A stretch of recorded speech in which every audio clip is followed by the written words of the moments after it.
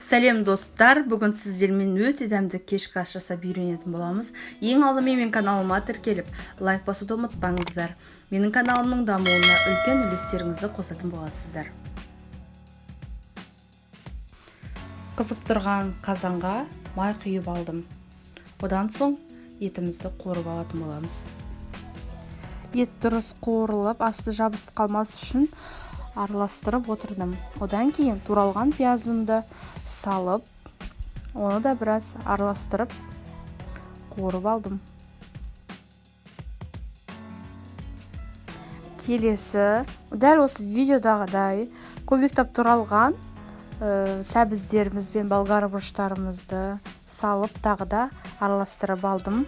Одан кейін орам жапырақты да аса ұсақтамай, орташа көлемде кесіп, турап, оны да араластырып алдым.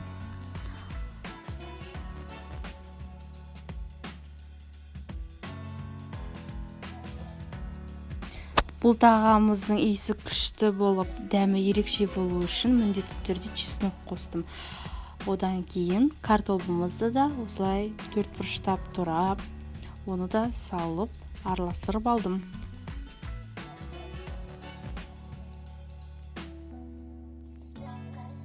Және де бұл тағам ерекше дәмді болып шығу үшін жасыл фасольдарды қостым. Одан соң міндетті түрде бір-бірлеріне дәмдері сіңу үшін араластырып отыруды ұмытпаймыз. Татымына қарай тұзбен бұрышымызды қосып, және де мен лавр жапырақтарын қостым. Ал сіздер өз қалауларыңыз бойынша дәмдеуіштер қосуларыңызға болады. Және де бір қасық томат пастасын қостым. Міне дұрыстап араластырып, су құйып, оттың астын орташа температураға қойып, піскенше қалдырамыз. Гарнирге күріш пісірдім. Тағамымызды ерекше етіп ұсыну үшін осылай кесеге салып, тарелкемізге форма жасап, дөңгелетіп салып аламыз. Дайын болған подливымызды күрішіміздің үстіне салып, және де жүгері мен бұршақтарды үстіне салып, жасыл укроп, петрушка, зелендарымызды салып, әдемілеп ұсынуларыңызға болады. Міне біздің тағамымыз дайын.